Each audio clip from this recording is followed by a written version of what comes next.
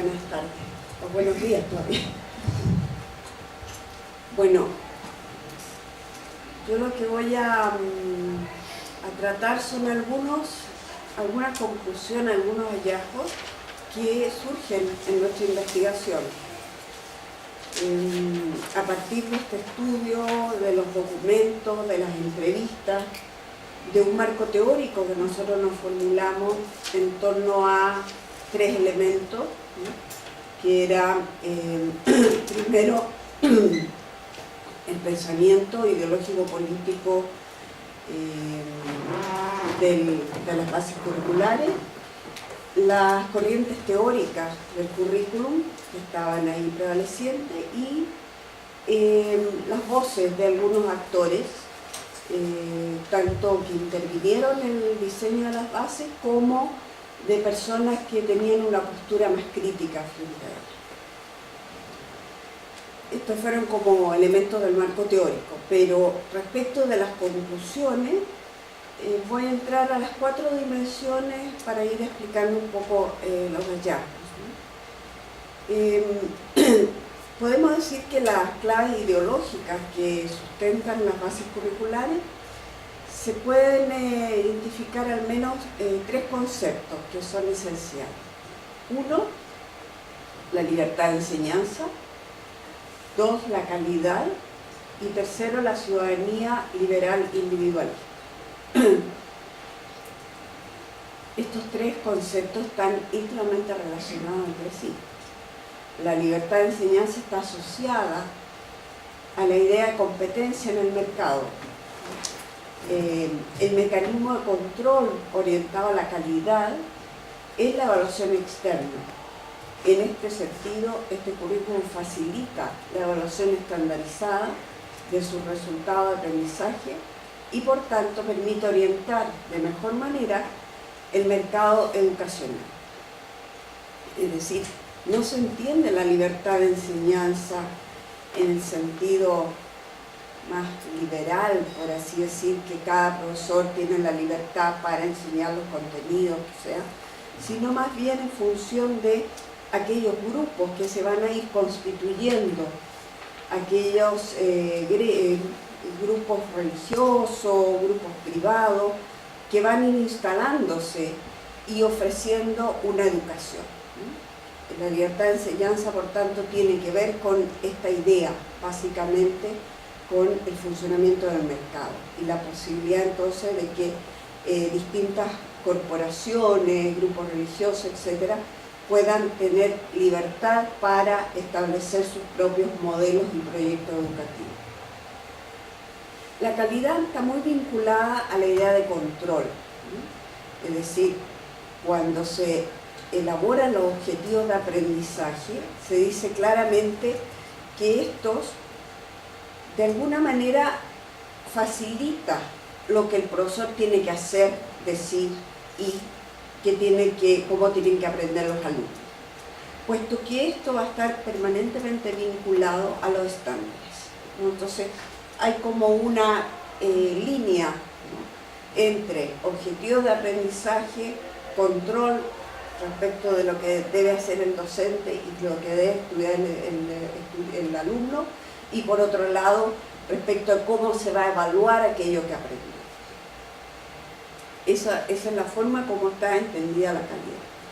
Y respecto a la ciudadanía liberal, ¿no?, claramente hay una serie de conceptos, ¿no?, que nos permitieron decir, por allí va la idea, ¿no?, que son la responsabilidad individual, la perseverancia, el rigor, el esfuerzo, la constancia, todo orientado a que el ciudadano no solo posee derechos, sino que fundamentalmente deberes, ¿no? Y eso lo establecen claramente y lo dicen claramente en las entrevistas, ¿no? Lo que queremos es que el alumno no solamente entienda que tiene derechos, sino fundamentalmente deberes, ¿no? Y deberes vinculados a esta responsabilidad individual. Por tanto, no es aquel ciudadano que participa en la sociedad, que participa, que toma decisiones, sino aquel ciudadano que piensa cómo él hace un mejor esfuerzo para tener más éxito en sus aprendizajes. Respecto de la dimensión política del currículum, se observa un reposicionamiento de la idea de descentralización. Digo reposicionamiento porque la descentralización ya venía planteada en la LOCE. La LOCE establecía que el Ministerio de Educación iba a elaborar planes y programas de estudio, pero que dejaba libertad a las escuelas para que elaboraran los suyos, elaboraran sus propios planes y programas. Cuestión que ocurrió muy poco, puesto que tampoco se entregaron instrumentos ni capacitaciones suficientes, ni posibilidades de que las escuelas elaboraran sus propios planes y programas, sino que efectivamente las que lograron hacerlo fueron colegios particulares que tienen toda una instalación, toda una capacidad de tiempo, de energía, de recursos para que lo hicieran, y también fueron muy pocos quienes tuvieron esa posibilidad. Entonces, con las bases curriculares se vuelve a reposicionar esta idea de descentralización, pero adquiere un nuevo sentido, entendiéndose la descentralización con agentes privados y públicos que luchan por la obtención de una porción del mercado estudiantil. Es decir, la descentralización tiene que ver con aquellas escuelas que van ofreciendo los mejores proyectos, las mejores posibilidades para captar un mayor número de alumnos. La consecuencia de este último modelo es la privatización, corporatización de los proyectos educativos, donde resulta evidente el avance de fundaciones laicas y religiosas, en su gran mayoría de orientación conservadora y neoliberal. En este sentido parece que la preservación, por ejemplo, del 30% de las horas del plan de estudio, dentro de las bases curriculares se habla de que las escuelas tienen un 30% de disposición libre para incluir nuevos temas, para diseñar nuevas actividades, etc. Pero pareciera que este 30% tiene que ver justamente con el desarrollo de estos proyectos más individuales de estas instituciones, puesto que no hay una instalación de capacidad en la escuela para que puedan concretar la descentralización en la perspectiva de las comunidades de aprendizaje, quienes diseñen y gestionen, ¿no?, esta actividad de libre elección, sino que se establece el criterio, pero se deja que cada escuela pueda decidir cómo desarrolla estas actividades, con la consecuente situación que ocurre y que ocurrió, ¿no?, desde antes, pero que sigue ocurriendo, y es que en lugar de diseñar actividades más vinculadas, por ejemplo, al desarrollo afectivo, al desarrollo del cuerpo, al desarrollo del arte, etc., lo que se hace es más clase de matemática, más clase de lenguaje. Respecto de la dimensión cultural del currículum, se constatan tres lógicas de selección cultural. De una parte, la identificación, como ya decíamos, que lo esencial es lenguaje, matemática, ciencia natural y ciencia social, ¿no?, entendido como aquellos saberes que aseguran la habilitación para la vida ciudadana. De otra, por ejemplo, aparecen saberes considerados periféricos o complementarios, ¿no?, que son el arte, la salud, el cuerpo, la vocación, que indican diversificación instrumental de contenidos sin que ello se entienda como estructurante del futuro ciudadano. Y finalmente, la identificación de un espacio abierto de libre disposición para la selección de saberes y prácticas que atienden a las mencionadas nociones de libertad de enseñanza y descentralización que explicaba anteriormente.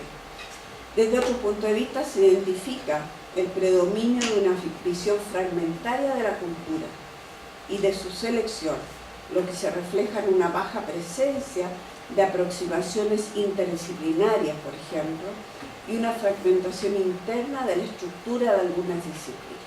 Esto aparece mucho más claro en la base curricular, esta segmentación, esta separación. Por último, la fórmula de codificación de la cultura está asignada por los objetivos de aprendizaje, que implica una reducción que se hace del contenido escolarizado. Los diseñadores de la propuesta, cuando se les preguntó, dijeron que esto realmente era una virtud, porque los objetivos de aprendizaje simplificaban los complejos objetivos que existían anteriormente. Era mucho mejor entendido por los profesores y por tanto iban a poder aplicarlos en mayor medida. Entendiendo, como les decía, que estos objetivos de aprendizaje están vinculados estrechamente al rol docente y al control en las pruebas estandarizadas. Desde nuestro punto de vista, este abordaje, ¿no?, de los objetivos de aprendizaje más vinculado a una racionalidad instrumental empobrece la relación de los objetos situados con la cultura, haciendo de la experiencia escolar un rito muchas veces vacío de contenido. Las evidencias recopiladas en este sentido nos demuestran que hay una aproximación muy proclive a la integración. Aquí hay una mezcla dentro de los objetivos de aprendizaje y de los contenidos seleccionados, hay una mezcla entre integración de algunos conocimientos basados en algunos autores como Perkins, de tradición más liberal, junto con una mirada neoconservadora, básicamente sostenida en la postura de Hirsch, y que se simpatiza en aproximaciones más cognitivistas de Marzano y Bloom, que serían las que juegan a favor de la operacionalización sintética del conocimiento. En términos más de sustento teórico, nos pudimos dar cuenta que estos eran los autores básicamente en los que se sustentaron cuando elaboraron las bases curriculares. Hirsch por un lado, Marzano y Bloom por otro lado, y menos en Perkins. Desde el punto de vista de la dimensión pedagógica, tanto los documentos como las entrevistas permiten concluir que hay una transformación importante en la comprensión del sujeto, vale decir el estudiante, quien está en la escuela en tanto ciudadano en proceso de formación, queda reducido en lo fundamental a sus características cognitivas, a las habilidades de pensamiento, y las habilidades de pensamiento son el foco principal del currículum. Aquí, cuando nosotros les preguntábamos a algunos de los entrevistados respecto a estas habilidades, el desarrollo de habilidades, muy en la parte cognitiva, dejando de lado otro tipo de habilidades, ¿no?, psicomotoras, afectivas, de habilidad social, etc., le preguntábamos sobre qué entendía por el pensamiento crítico, porque en partes de las bases se habla de pensamiento crítico. Y se entiende básicamente centrado en lo cognitivo, ¿sí?, la posibilidad de razonamiento, la posibilidad de interpretación, de análisis, pero en ningún momento se mencionó un pensamiento crítico en relación a la sociedad en la que estamos viviendo, a las posibilidades de transformación, etc. Lo que se busca es desarrollar un currículum práctico, con potencial de uso directo por el profesor en el trabajo de planificación. Quienes se involucraron en el diseño de las bases, al discutir sobre el concepto de objetivo de aprendizaje, levantaron, como les decía antes, un juicio positivo sobre esto que se deriva de la ley. Hay un intento también por posicionar un conocimiento generativo en este objetivo de aprendizaje, lo que se compensaría por un excesivo énfasis en las habilidades de pensamiento que propone.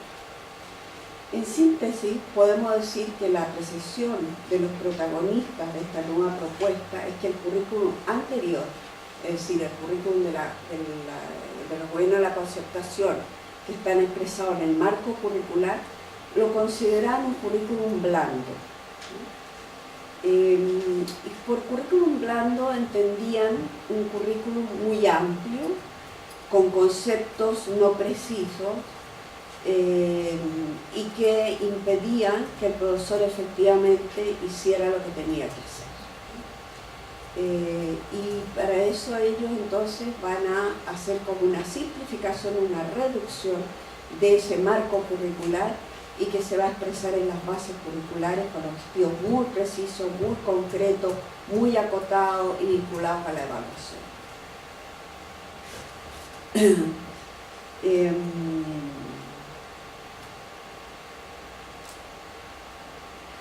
Desde nuestro punto de vista, esto implicó un empobrecimiento de la experiencia curricular, un empobrecimiento de lo que fue el marco curricular, con todos los problemas que pudo haber tenido, pero que en definitiva empobrece la posibilidad que el alumno tenga un desarrollo mucho más amplio en términos de su pensamiento, de criticidad. Son objetivos que el marco curricular hablaba de conocimientos más complejos, en que el docente tenía más posibilidades de recrear los propios conocimientos y el alumno de reinventar y resignificarlos. Con las bases curriculares, en mayoría, lo que se hace básicamente es una reducción, es una simplificación de los objetivos con el objeto de que pueda ser claramente evaluable y medible. Bien, eso es así en términos muy reducidos y generales del planteamiento, y nosotros tenemos algunas preguntas que nos gustaría plantear para poder instalar la conversación. Solo a modo de provocación, en caso de que quieran que sigamos en esta línea, si ustedes creen que es necesario que profundicemos en otra, pues nosotros fundamentalmente recogimos 3-4 grandes preguntas. A partir a lo mejor de otras reflexiones que puedan estar haciendo ustedes, en el fondo, ¿cuáles son las grandes diferencias que podríamos encontrar entre las bases curriculares elaboradas por el gobierno de la Alianza con lo que es el marco curricular elaborado en el contexto de los gobiernos de la Concertación? Una segunda, ¿cómo se expresa el pensamiento liberal conservador de manera mucho más concreta en las bases curriculares? Una tercera pregunta o reflexión sería interesante desarrollar, en el fondo, si es que existen similitudes entre las bases elaboradas por la Alianza por Chile con la propuesta y el proyecto curricular, digamos, de la dictadura cívico-militar en Chile, si es que existen elementos de continuidad, digamos, en las perspectivas curriculares de la derecha, tanto en la dictadura como en las bases del 2012. Yo anoté una cuarta que creo que es interesante también reflexionar sobre el tema de la participación de la sociedad civil y de los actores sociales en la construcción de políticas curriculares.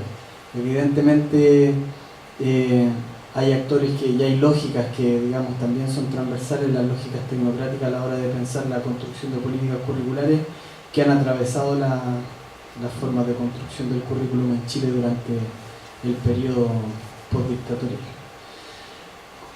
Nada, lo abrimos entonces para que puedan comentar, reflexionar, preguntar.